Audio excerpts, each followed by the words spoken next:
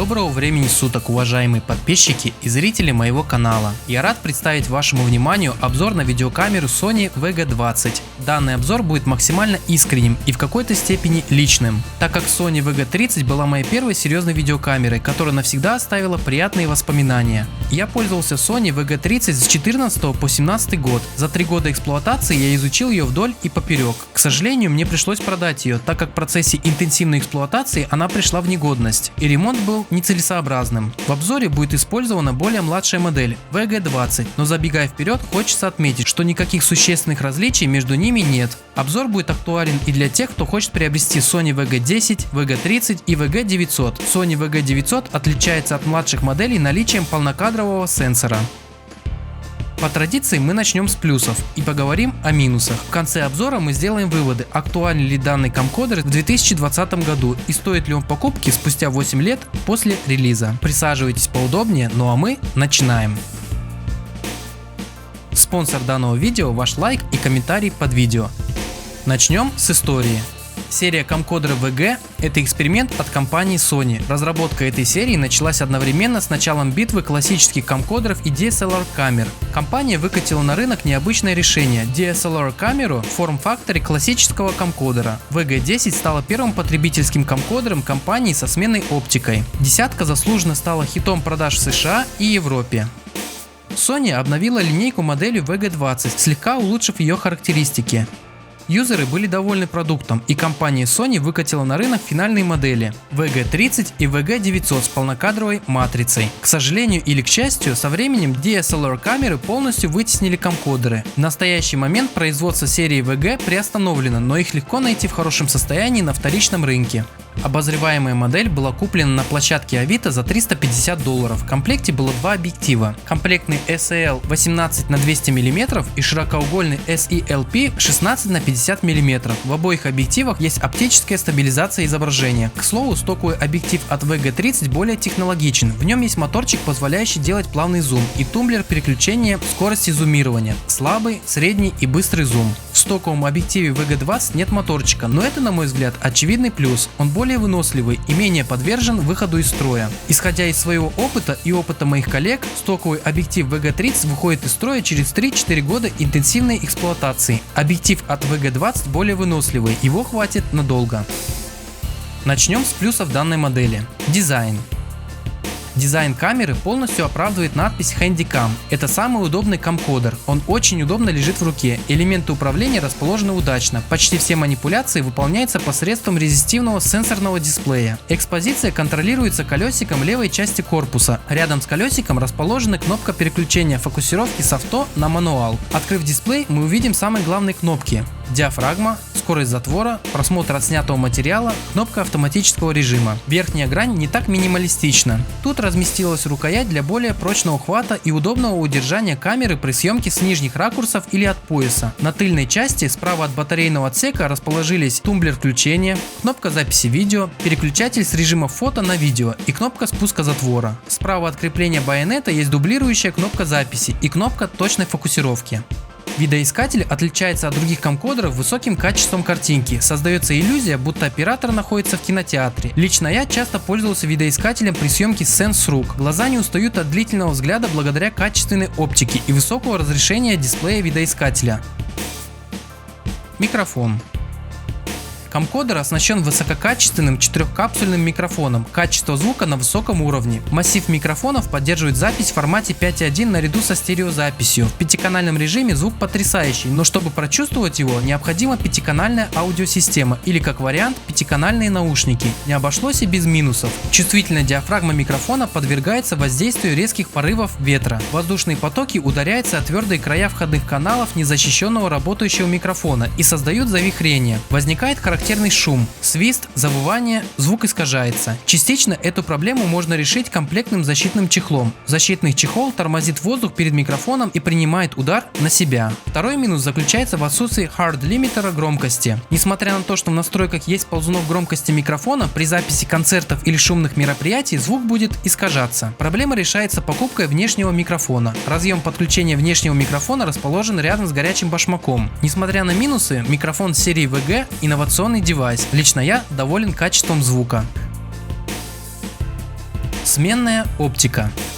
Камкодер снимает на кроп-матрицу APS-C с разрешением 16 мегапикселей через оптику под разъем E-mount. Такая комбинация позволяет использовать широкий ассортимент оптики и получать профессиональное качество в кинематографических задачах. Для пользователя доступен огромный ассортимент объективов. Стоит сразу отметить, что объективы от компании Sony довольно дорогие. Наиболее целесообразным вариантом будет использование объективов от Canon или Sigma. Для тех, кто снимает исключительно на ручном фокусе и хочет сэкономить, есть возможность подключить мануальную советскую оптику через адаптер. Дисплей. Камкодер оснащен поворотным 3-дюймовым экраном с разрешением 640 на 480 точек. Сенсор выполнен по резистивной технологии. Дисплей выдает неплохую цветопередачу и хорошие углы обзора, которые позволят контролировать процесс записи даже при ярком солнце. К сожалению, сенсор не емкостный, а резистивный, но к этому можно привыкнуть. В целом это неплохой дисплей, лично я доволен им. Запись видео и фото.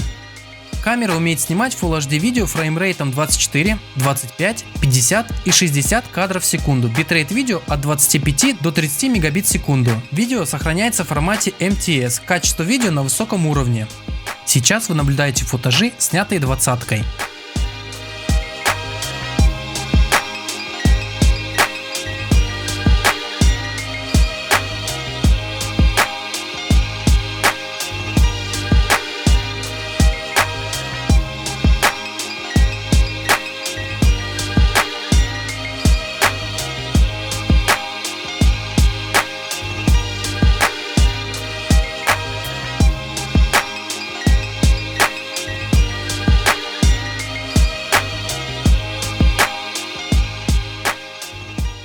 Как можно заметить, камера идеальна для съемки деталей, интервью и прочих постановочных сцен.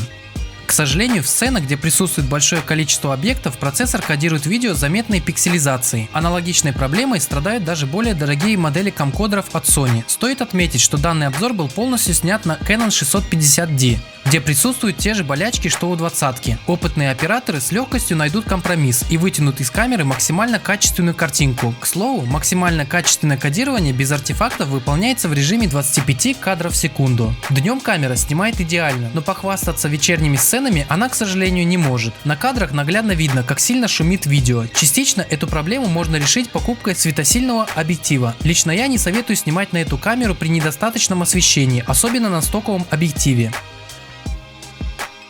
Помимо видео, камера способна делать фото. Фотографии довольно неплохие, лично я доволен качеством фото. Камера очень удобно лежит в руках и не соскальзывает, ремешок можно кастомизировать под размер ладони.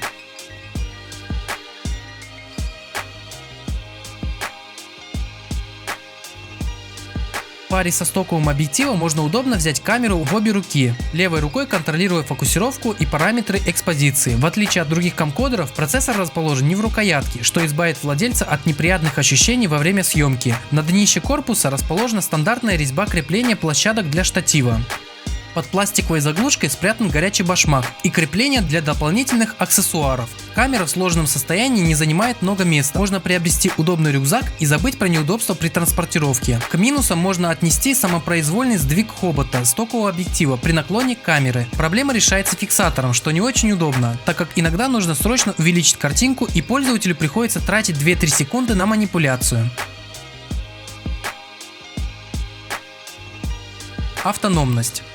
Автономность камеры со стоковым NP50 аккумулятором составляет около 2,5 часов непрерывной видеосъемки. При использовании аккумулятора NP100 автономность увеличивается до 5 часов. В целом 3 аккумуляторов в паре с USB зарядкой и Powerbank будет вполне достаточно для любых съемок. Также можно приобрести специальный USB шнур и подключить камеру напрямую к Powerbank или к зарядке. Очень полезная вещь, советую к покупке. Советую покупать только оригинальные аккумуляторы от Sony, остерегайтесь подделок. Минусы VG20, VG30. Поговорим о минусах серии VG. Из-за особенностей файловой системы при непрерывной видеосъемке ролики режутся кусками по 2 гигабайта. Никаких видеорывков при склейке нет, но в конце каждого куска отсутствует небольшой кусочек аудио, примерно 6-7 кадров, не является фатальным минусом. Центр тяжести камеры при использовании крупных объективов смещен вперед. Длительная съемка с рук довольно утомительна, но все же стоит отметить, что в отличие от других камкодеров, в которых рука устает спустя 10 минут съемки с рук, VG20 более дружелюбна к пользователю. Из-за конструктивной особенности камеру невозможно установить на трехосевой стабилизатор Ronin S и Ronin M.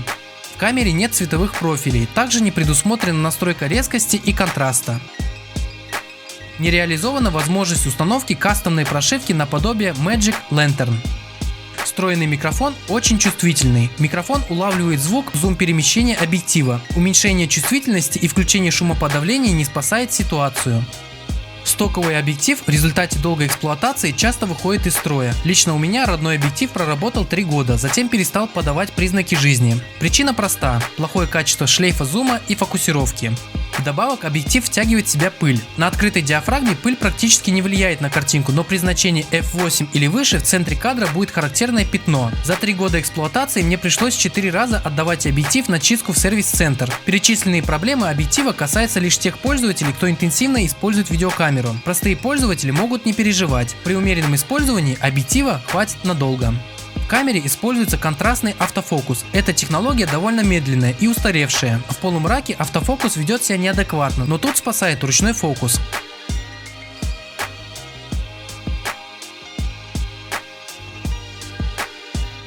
Камера не может похвастаться широким динамическим диапазоном. При съемке стоит постоянно подбирать композицию таким образом, чтобы не было пересвета задника.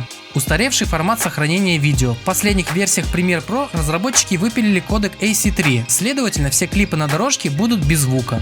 Низкий битрейт. При записи высокодетализированных сцен неизбежна пикселизация. Личное мнение. На мой скромный взгляд, это очень достойная модель. Несмотря на то, что камера не умеет снимать 4К, я советую ее покупке. Это отличный инструмент для художественной съемки. Средняя цена на вторичном рынке $400. Особых различий между VG20 и VG30 я не заметил, но если вас заинтересовала эта линейка, советую найти модель VG900 с полнокадровой матрицей или VG30. Камера будет служить вам верой и правдой в долгие годы при бережном использовании. Моя личная субъективная оценка данной модели, учитывая ее цену, 10 баллов из 10.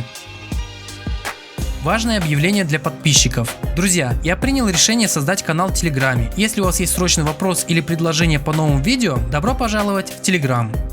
Благодарю вас за просмотр данного видеоролика. Если вам понравилось содержание, поставьте, пожалуйста, лайк и комментарий под видео. Это сильно помогает развитию канала. Если вы новый зритель, подписывайтесь на канал. Ваша активность стимулирует меня на создание нового контента. Всем спасибо и до новых встреч, дорогие мои друзья.